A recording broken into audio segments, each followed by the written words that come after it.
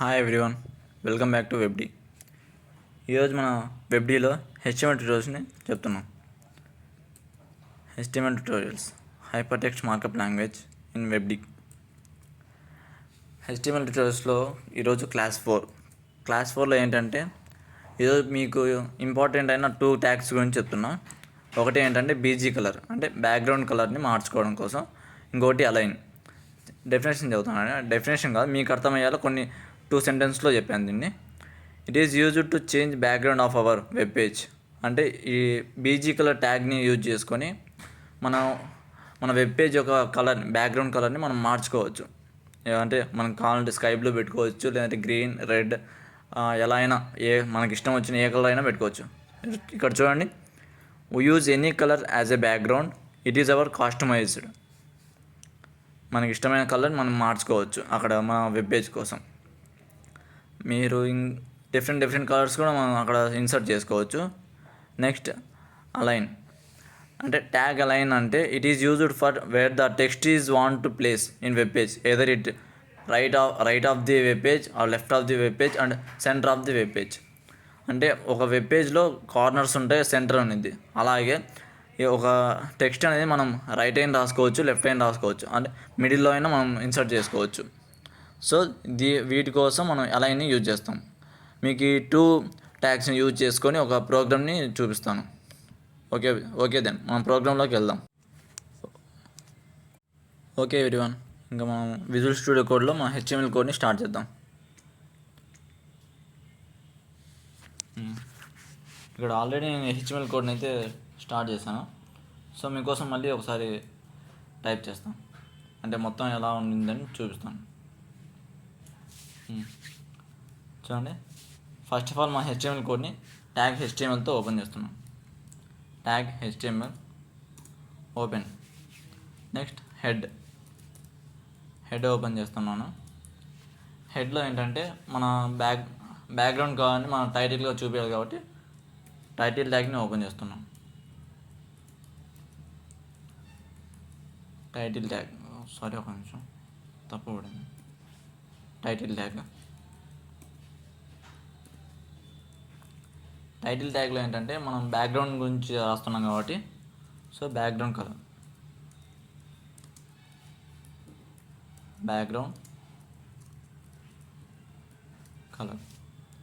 So ప్రస్తుతానికైతే background colour అని title ఇచ్చేసాం.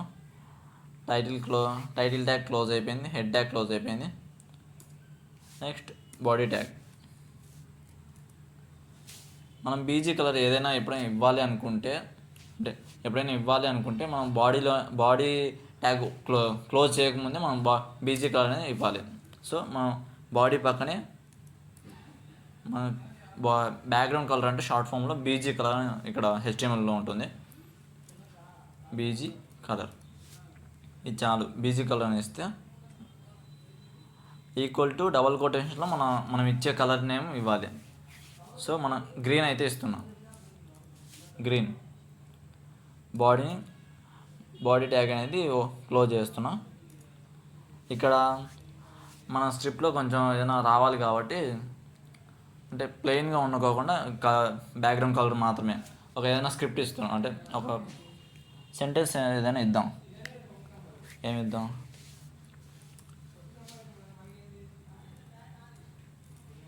I love coding.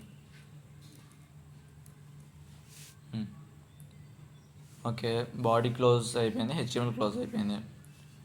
సేవ్ చేస్తున్నా. హెచ్టిఎంఎల్ కోడ్ని సేవ్ అయితే చేసేసా, అంటే ఆల్రెడీ సేవ్ చేసి. ఇక్కడ ఏంటంటే మీరు ఎక్కడైనా సేవ్ చేసుకోండి.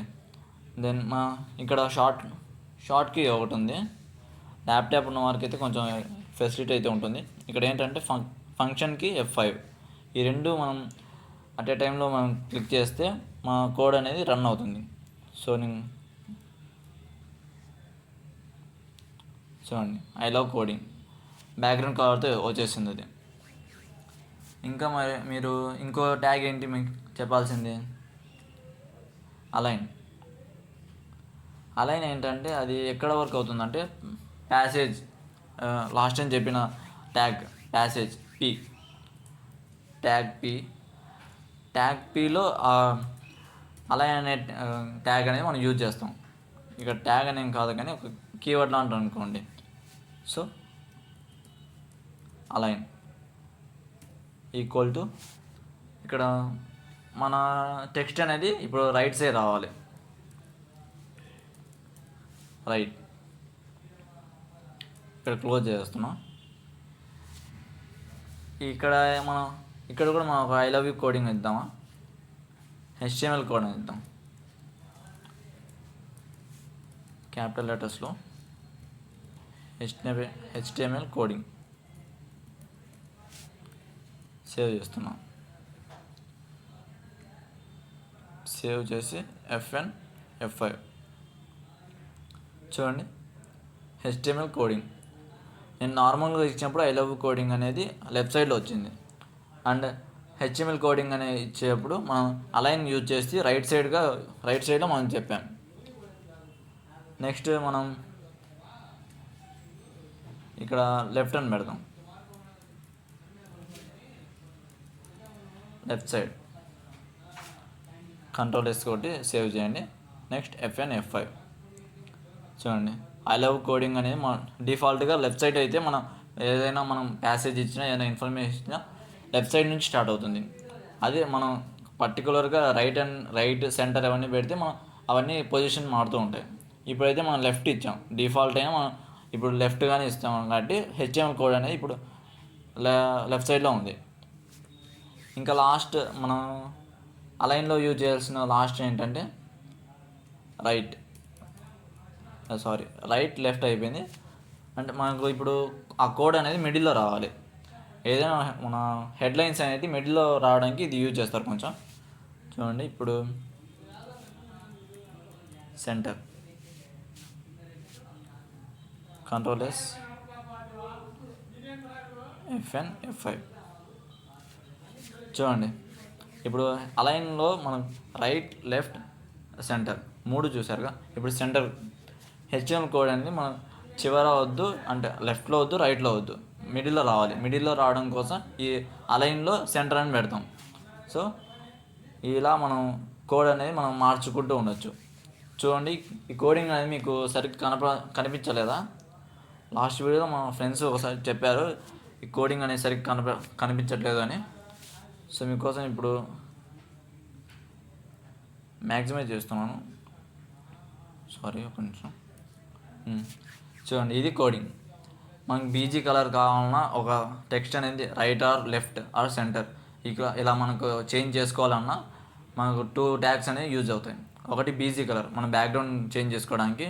నెక్స్ట్ అలైన్ ఏంటంటే మన టెక్స్ట్ అనేది ఒక left or right or centre ఈ పొజిషన్లో మనం మార్చుకోవడానికి అలైన్ అనే కీవర్డ్ని యూజ్ చేస్తాం. ఇది ఒక ట్యాగ్లా కూడా యూజ్ చేసుకోవచ్చు మనం. చూసారుగా, ఇది ఈరోజు మన క్లాస్. సో అందరం అర్థమైంది అనుకుంటున్నా. నెక్స్ట్ టైం ఏమన్నా కొన్ని ఇంకా ఇంట్రెస్టింగ్ ట్యాగ్స్తో మిమ్మల్ని కలుస్తాం. Okay then, thank you.